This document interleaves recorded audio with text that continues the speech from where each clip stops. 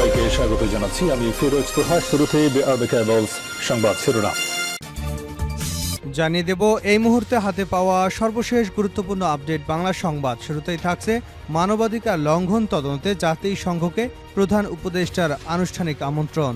ছাত্র জনতার আন্দোলন চলাকালে মানবাধিকার লঙ্ঘনের তদন্তে জাতিসংঘকে আনুষ্ঠানিক আমন্ত্রণ জানিয়েছেন অন্তর্বর্তী সরকারের প্রধান উপদেষ্টা ডক্টর মোহাম্মদ ইউনূস। এ বিষয়ে প্রধান উপদেষ্টার কাছ থেকে একটি আনুষ্ঠানিক আমন্ত্রণ পত্র পেয়েছে জাতিসংঘের মানবাধিকার বিষয়ক হাই কমিশনার ফলকার তুর্ক। গত ১ জুলাই থেকে ১৫ আগস্ট পর্যন্ত ঘটনাগুলোকে তদন্তের জন্য জাতিসংঘকে অনুরোধ জানানো হয়েছে। এবারে জানাবো পুঞ্জীভূত ক্ষোভ থেকে মানুষ আওয়ামী লীগ নেতাদের ডিম ছুঁড়ে মারছে। মির্জা ফখরুল বিএনপি ১৭ বছর ধরে ক্ষমতার বাইরে। এদিকে দলের ভারপ্রাপ্ত চেয়ারম্যান তারেক রহমান দণ্ডিত হয়ে ২০০৮ সাল থেকে লন্ডনে বসবাস করছেন। তার মা বিএনপির প্রধান খালেদা জিয়া সাজা পাওয়ার পর তাকে কারাগারে রাখা হয়। অসুস্থ হলে পরে বাসায় থাকার অনুমতি দেওয়া হলেও বিদেশে চিকিৎসার অনুমতি দেওয়া হয়নি। জানাবো কৃষক শ্রমিক জনতা লীগ সভাপতি বঙ্গবীর কাদের সিদ্দিকী বীরুত্তম বলেছেন, মৌলানা ভাসানী বঙ্গবন্ধু আর জনগণের আওয়ামী লীগ আর শেখ হাসিনার আওয়ামী লীগ এক আওয়ামী লীগ নয়। শুক্রবার দুপুরে গোপালগঞ্জের টুঙ্গিপাড়ায় জাতির পিতা বঙ্গবন্ধু শেখ মুজিবুর রহমানের সমাধিসৌধের সামনে দাঁড়িয়ে শ্রদ্ধা নিবেদনের পর সাংবাদিকদের প্রশ্নের জবাবে তিনি এসব কথা বলেন। এবারে থাকছে বন্যার্তদের ১০ কোটি টাকার সহায়তা দিল বিএনপি। বন্যার্তদের সহায়তার জন্য বিএনপি নগদ ২.৫ কোটি টাকা সহ ১০ কোটি টাকা ত্রাণ দিয়েছে বলে জানিয়েছেন দলটির স্থায়ী কমিটির সদস্য অধ্যাপক ডক্টর এজিএম জাহিদ হোসেন। এবারে থাকছে গুম ব্যক্তিদের দ্রুত খুঁজে বের করবার আহ্বান জামায়াতের। গত আওয়ামী সরকারের আমলে গুম হওয়া ব্যক্তিদের ফিরিয়ে আনতে অন্তর্বর্তী সরকারের প্রতি আহ্বান জানিয়েছেন জামায়াত ইসলামের আমির শফিকুর রহমান। ৩০ আগস্ট আন্তর্জাতিক গুম দিবস উপলক্ষে গতকাল বৃহস্পতিবার এক বিবৃতিতে তিনি বলেন, জাতীয় ও আন্তর্জাতিক বিভিন্ন মানবাধিকার সংগঠন এজেন্সির তথ্য অনুযায়ী ক্ষমতাচ্যুত ফ্যাসিস্ট আওয়ামী সরকারের ১৫.৫ বছরের শাসন আমলে বিভিন্ন শ্রেণী পেশার ৭০০-র অধিক মানুষ গুম হয়েছেন। এবং সর্বশেষ জানাবো আন্তর্জাতিক সংবাদ। গাজায় কিছু সময় যুদ্ধ বন্ধ রাখতে ইসরায়েল সম্মত। ফিলিস্তিনের স্বাধীনতাকামী সংগঠন হামাস নিয়ন্ত্রিত গাজায় কিছু সময়ের জন্য ইসরায়েল যুদ্ধ বন্ধ রাখতে সম্মত হয়েছে। জাতিসংঘের বিশ্ব স্বাস্থ্য সংস্থা জানিয়েছে, গাজায় শিশুদের পোলিও টিকা দেওয়ার জন্য মানবিক কারণে যুদ্ধ বন্ধ রাখতে সম্মত হয়েছে ইসরায়েল। খবর বিবিসির। এতক্ষণ শিরোনাম শুনছিলেন, এবার বিস্তারিত। প্রিয় দর্শক, আপনি যদি এই চ্যানেলে নতুন হয়ে থাকেন, ভিডিওটি দেখতে দেখতে চ্যানেলটি সাবস্ক্রাইব করে আমাদের সঙ্গেই থাকুন। আর এই ভিডিও সম্পর্কে আপনি আপনার মূল্যবান মতামতটি কমেন্ট বক্সে জানিয়ে দিন। আর হ্যাঁ প্রিয় দর্শক, জানিয়ে দিন ভিডিওটি কোথা থেকে দেখছেন। মানবাধিকার লঙ্ঘন তদন্তে জাতিসংঘের প্রধান উপদেষ্টার আনুষ্ঠানিক আমন্ত্রণ। ছাত্র জনতার আন্দোলন চলাকালে মানবাধিকার লঙ্ঘনের তদন্তে জাতিসংঘকে আনুষ্ঠানিক আমন্ত্রণ জানিয়েছেন অন্তর্বর্তী সরকারের প্রধান উপদেষ্টা ডক্টর মোহাম্মদ ইউনূস। এ বিষয়ে প্রধান উপদেষ্টার কাছ থেকে একটি আনুষ্ঠানিক আমন্ত্রণপত্র পেয়েছেন জাতিসংঘের মানবাধিকার বিষয়ক হাই কমিশনার ফলকার তুর্ক। স্থানীয় সময় আজ শুক্রবার সুইজারল্যান্ডের জেনেভায় এক ব্রিফিংয়ে এ তথ্য জানিয়েছেন জাতিসংঘের মানবাধিকার বিষয়ক হাই কমিশনারের মুখপাত্র রাভিনা সামদাসানি। জাতিসংঘের মানবাধিকার বিষয়ক হাই কমিশনারের এই মুখপাত্র জানান, নিরপেক্ষ ও স্বাধীন সত্য অনুসন্ধান পরিচালনার জন্য প্রধান উপদেষ্টা ডক্টর মোহাম্মদ ইউনূসের কাছ থেকে একটি আনুষ্ঠানিক আমন্ত্রণপত্র পেয়েছেন ফলকার তুর্ক। গত ১ জুলাই ১৫ আগস্ট ঘটনাগুলোর তদন্তে জাতিসংঘকে অনুরোধ জানানো হয়। ন্যায় বিচার, জবাবদিহিতা, দীর্ঘমেয়াদী সংস্কারের জন্য আগামী সপ্তাহের কোনো সময় বাংলাদেশে জাতিসংঘের একটি ফ্যাক্ট ফাইন্ডিং দল আসার কথা রয়েছে।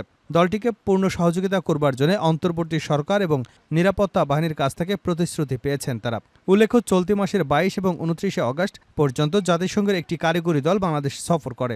অন্তর্বর্তী সরকার প্রধান বিচারপতি, পুলিশ এবং সশস্ত্র বাহিনীর ঊর্ধ্বতন কর্মকর্তা ছাড়াও আইনজীবী, সাংবাদিক, মানবাধিকার রক্ষায় নিয়োজিত ব্যক্তিবর্গ সহ রাজনৈতিক দলের প্রতিনিধি ও সংখ্যালঘু আদিবাসী সম্প্রদায়ের নেতৃবৃন্দের সঙ্গে বৈঠকও করেন তারা। পুঞ্জীভূত ক্ষোভ থেকে আওয়ামী লীগ নেতাদের ডিম ছুঁড়ে মারছে মির্জা ফখরুল। বিএনপি ১৭ বছর ধরে ক্ষমতার বাইরে। এদিকে দলের ভারপ্রাপ্ত চেয়ারম্যান তারেক রহমান দণ্ডিত হয়ে ২০০৮ সাল থেকে লন্ডনে বসবাস করছেন। তার মা বিএনপির প্রধান খালেদা জিয়া সাজা পাওয়ায় তাকে কারাগারে রাখা হয়। অসুস্থ হলেও পরে বাসায় থাকার অনুমতি দেওয়া হলেও বিদেশে চিকিৎসা দেওয়ার ব্যবস্থা করা হয়নি। গত ৫ আগস্ট শেখ হাসিনা সরকারের পতনের পর দেশের রাজনীতিতে আমূল পরিবর্তন আসে। ছাত্র জনতার অভ্যুত্থানে শেখ হাসিনা পালাতে বাধ্য হন।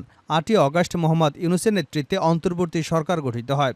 দেশের এই পরিবর্তনের মধ্যে বিএনপির মহাসচিব মির্জা ফখরুল ইসলাম আলমগীর গণমাধ্যমের সঙ্গে কথা বলেন। বিএনপির সঙ্গে অতীতে যাবতীয় দ্বন্দ্ব মিটিয়ে ফেলতে সজীব ওয়াজেদ জয়ের সাম্প্রতিক আহ্বান এবং বিএনপি ক্ষমতায় গেলে আবারও হাওয়া ভবন ফিরে আসবে কিনা এমন জটিল প্রশ্নের জবাব দিয়েছেন বিএনপির মহাসচিব। জয়ের আহ্বানের বিষয়ে মির্জা ফখরুল ইসলাম আলমগীর বলেন, বাংলাদেশ জাতীয়তাবাদী দল সবসময় গণতন্ত্রে বিশ্বাস করে।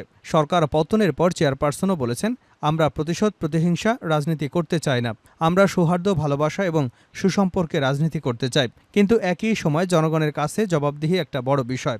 আমরা যে বিষয়গুলো করেছি, আমরা যে কাজগুলো করেছি, জনগণ তো তার জন্য আমাদের বিচার করবে। আজকে আওয়ামী লীগকে তার গত 15 বছরের কর্মকাণ্ডের জন্য জবাবদিহি করতে হবে। দেশের রাজনীতি অর্থনীতিকে কিভাবে তারা ধ্বংস করেছে, তার জন্য তাদের তো জবাবদিহি করতে হবে। তারা জবাবদিহি করে গণতান্ত্রিকভাবে রাজনীতি করলে আমাদের কোনো আপত্তি নেই। আমরা বিশ্বাস করি যে কোনো দলের যে কোনো ব্যক্তি রাজনীতি করবার অধিকার রয়েছে এবং সেভাবেই করবে। আপনারা ক্ষমতায় গেলে হাওয়া ভবন ফিরে আসবে না, এ নিশ্চয়তা কোথায়? এমন প্রশ্নের জবাবে তিনি বলেন, এই ন্যারেশনটা কতগুলো মিডিয়া এবং ব্যক্তি প্রচার করেন। এটার একমাত্র লক্ষ্য দেশের বৃহত্তম রাজনৈতিক দল বিএনপিকে হেয় এবং নেতৃত্বকে হেয় করা, নেতৃত্বকে দুর্বল করার জন্য। বিএনপি কখনো মানুষের বিপক্ষে কিছু করেনি। দেশ চালাতে গেলে কিছু ভুল হয়, কিন্তু সেই ভুল দেশ এবং মানুষের ক্ষতি করেনি। মিডিয়ার যে স্বাধীনতা সেটা বিএনপি দিয়েছে। সংসদীয় গণতন্ত্র, মুক্তবাজার অর্থনীতি সেটি বিএনপি দিয়েছে। গত 15 বছরে আওয়ামী লীগ দেশকে ফোকলা করে দিয়েছে। সেই বিষয়কে গুরুত্ব না দিয়ে তখনকার হাওয়া ভবনের কথা বলেন। আয়নাঘরের সঙ্গে তাকে তুলনা করা হয়। হাওয়া ভবন একটা ব্যক্তিগত অফিস ছিল যা দেশের অর্থনীতি রাজনীতির কোনো ক্ষতি করেনি। এ নিয়ে একটা প্রজেকশন করার চেষ্টা করা হয়। এটা একটা ষড়যন্ত্র, একটা দলকে হেয় করার জন্য, তার অর্জনকে খাটো করার জন্য। নির্বাচন হোক, তাহলেই জনগণ বেছে নেবে কোন দল ভালো, কোন দলটা ভালো না, কোন নেতা খারাপ, নির্বাচনে প্রমাণ করবে। কিন্তু চাপিয়ে দেওয়া, এটা করলে ভালো হবে, ওটা করলে ভালো হবে, সেটা নির্বাচনের মাধ্যমেই ঠিক হোক। ভাসানী বঙ্গবন্ধুর আওয়ামী লীগ আর শেখ হাসিনার আওয়ামী লীগ এক নয়, কাদের সিদ্দিকী। কৃষক শ্রমিক জনতা লীগের সভাপতি বঙ্গবীর কাদের সিদ্দিকী বীরুত্তম বলেছেন, বঙ্গবন্ধু ও জনগণের আওয়ামী লীগ আর শেখ হাসিনার আওয়ামী লীগ এক নয়। শুক্রবার দুপুরে গোপালগঞ্জের টুঙ্গিপাড়ায় জাতির পিতা বঙ্গবন্ধু শেখ মুজিবুর রহমানের সমাধিসৌধে সামনে দাঁড়িয়ে শ্রদ্ধা নিবেদনের পর সাংবাদিকদের প্রশ্নের জবাবে তিনি এসব কথা বলেন। বঙ্গবীর কাদের সিদ্দিকী বলেন, বঙ্গবন্ধু হত্যাকাণ্ডের পর আমি প্রতিবাদ করেছিলাম। অন্য সবাই তখন ইঁদুরের গর্তে ছিল, কিন্তু জনগণের কাছ থেকে সম্মান পেলেও যাদের কাছ থেকে সম্মান পাওয়ার কথা ছিল তাদের কাছ থেকে সম্মান পায়নি। তিনি আরও বলেন, আমি বঙ্গবন্ধুর আদর্শের সৈনিক, যতদিন বেঁচে থাকব ততদিন বঙ্গবন্ধুর আদর্শ নিয়েই বেঁচে থাকব। এর আগে বঙ্গবীর কাদের সিদ্দিকী বঙ্গবন্ধুর সমাধিস্থলে প্রবেশ করেন। পরে বঙ্গবন্ধুর কবরের পাশে দাঁড়িয়ে 75 এবং 15 অগাস্টের শাহাদাত বরণকারী বঙ্গবন্ধু শেখ মুজিবুর রহমান ও তার পরিবারের শহীদ সদস্যদের রুহের মাগফিরাত কামনা করে দোয়া ও মোনাজাতে অংশ নেন। এ সময় আব্দুল লতিফ সিদ্দিকী, কৃষক শ্রমিক জনতা লীগের ভারপ্রাপ্ত সাধারণ সম্পাদক, দলের কার্যনির্বাহী কমিটির সদস্য ছাড়াও আরও বেশ কয়েকজন উপস্থিত ছিলেন। বন্যার্তদের 10 কোটি টাকার সহায়তা দিল বিএনপি। বন্যার্তদের সহায়তার জন্য বিএনপি নগদ 2.5 কোটি টাকা সহ 10 কোটি টাকার ত্রাণ দিয়েছে বলে জানিয়েছেন দলটির স্থায়ী কমিটির সদস্য অধ্যাপক ডাক্তার এজেডএম জাহিদ হোসেন। শুক্রবার সকালে রাজধানীর নয়াপল্টনে বিএনপির কেন্দ্রীয় কার্যালয়ের নিচে এক সংবাদ সম্মেলনে একথা জানান তিনি। এজেডএম জাহিদ হোসেন বলেন, বিএনপি ত্রাণ তহবিলে দলের নেতাকর্মী সহ সর্বস্তরের মানুষ ব্যাপক সাড়া দিয়েছে। গত 5 দিনে নগদ 2.5 কোটি টাকা সহ প্রায় 10 কোটি টাকার ত্রাণ সংগ্রহ করে সরবরাহ করা হয়েছে বন্যা কবলিত এলাকায়। তিনি আরও বলেন, বন্যার পানি ইতিমধ্যেই কমতে শুরু করেছে, ফলে এসব এলাকায় রোগবালাই বেড়ে যাবে। সেজন্য আমাদের চিকিৎসকগণ এবং বিভিন্ন ঔষধ কোম্পানিগুলো ওইসব এলাকায় ঔষধ বিতরণের কার্যক্রম শুরু করেছেন।